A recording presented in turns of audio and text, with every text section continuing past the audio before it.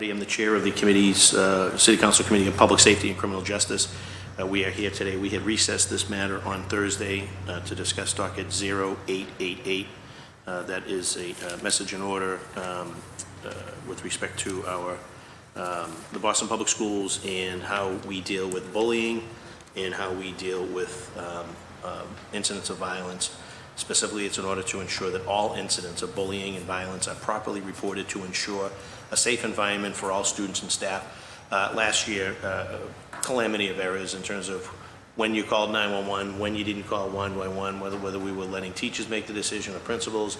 Did it get down to how much blood was on the floor or how bad the swelling was? We had people had to transport their children to hospitals. We had people having to go down to the local police stations to fill out reports. We actually had teachers and bus drivers that had been attacked. So calamity, I think, in a variety of different responses. And I think this body, given what we saw come out of DESE, we want a uniform response.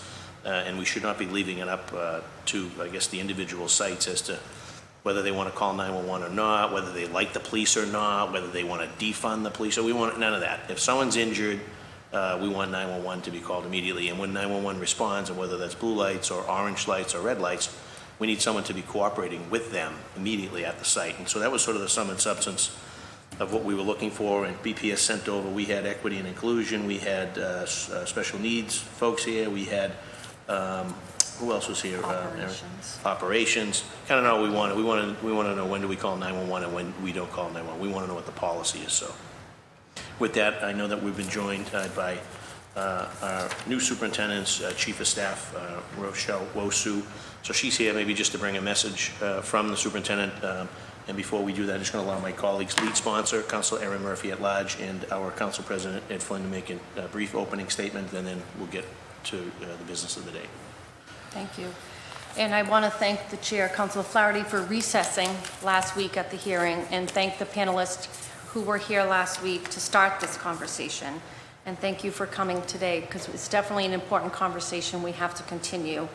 And I just want to reiterate the points of this hearing order. It's to examine how the Boston Public School Administration handles all types of assaults and misconduct, and to discuss much needed transparency and solutions for such incidents in the upcoming school year. We've had previous conversations around how do we prevent these incidents and how do we make sure that we have enough social workers and guidance counselors and wraparound services, which is very important. Several of the hearings that I have filed this term already have surrounded around the mental health need of our students, of our staff, of our parents, the city, and also making sure that athletics and other services are fully funded in our schools to make sure our students are well. We know mental health is part of what they need to learn.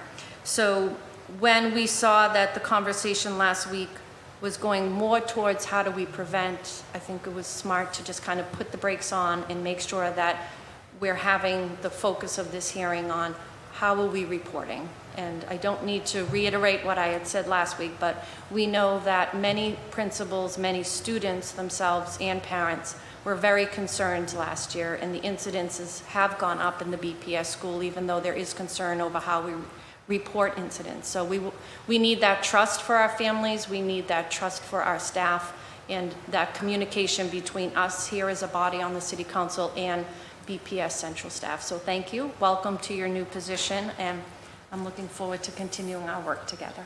Thank you. Thank you. Councilor Murphy, Chair recognizes Council President Ed Flynn. Thank you, Mr. Chair, and thank you to Councilor Murphy as well. I want to recognize the Chief of Staff of BPS that's here too. Thank you for being here. I was here for most of the meeting last week and was disappointed that the interim superintendent did not show up. I thought it was disrespectful in my opinion, not showing up in talking about critical issues. As the City Council President, I do expect when a city official is invited to present information to the City Council and to the public, I do expect that they will be here. I do expect they'll be here on time and stay the whole time too. I had some questions that I wanted to ask the interim superintendent last week that I prepared and talked to constituents around my district about various issues, but again, he chose not to show up. I wanted to highlight mental health challenges that students have dealt with for the last 3 years, infrastructure improvements that we need to make.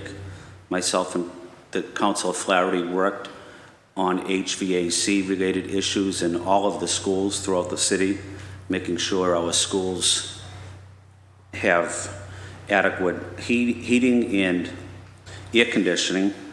And I know that's still a challenge, but we continue to work on that issue. Other issues that I wanted to focus on were language and communication access. I represent a large immigrant community. Those issues are important to me, and also services and programs for our BPS families, including food access, making sure that's also part of the solution. The other part, as we're discussing, is public safety. That's also part of of this issue, and what consistent message we have, what consistent rules and regulations we have when an incident does take place, a consistent one that's followed throughout the BPS system. I know we read about the terrible report from the Mission Hill School. One of the issues I wanted to ask the interim superintendent was that an isolated incident at that school, or were there other major incidents at other schools throughout BPS? That's something I would like to get an answer on. I was a substitute teacher for a period of time. I also know the important role substitute teachers play in our system, the teachers, the counselors, the guidance counselors, social workers, and people that do security in there. They also play a critical role. I wanted to ask him what the status is of metal detectors in our schools. Who has them? Who doesn't have them? Are they working? Are they broken? Do you just push them aside and put a work order in to get metal detectors fixed? Or do you just leave them in the corner and hope nothing happens? So I have a lot of questions that I still want answered. Again, I'm disappointed that the interim superintendent did not show up, and I think it's disrespectful for him not to be here and to address these issues. Thank you, Councilor Flaherty. Thank you, Councilor Murphy. I have no further comment. Thank you, Council President. In Rochelle, prior to your arrival, it was reported at the end of last year there was 1,925 incidents at the Boston Public Schools, in addition to 14 guns recovered. And again, they were recovered so that somewhere in the vicinity of, I guess, who knows, maybe 3-4 times the amount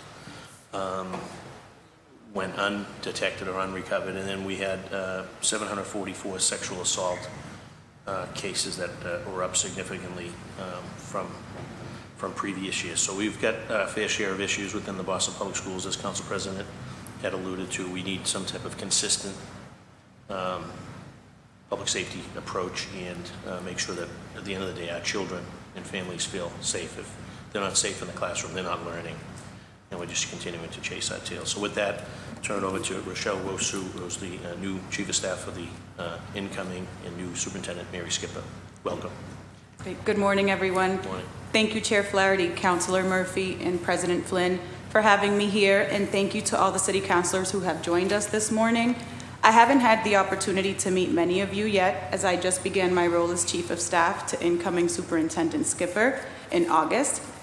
But I look forward to working with the council in partnership to ensure the health and safety of our schools in Boston. As a former school leader in Boston Public Schools, I know the challenge our schools face every day, and I know that BPS alone can't solve all the problems and challenges our young people face.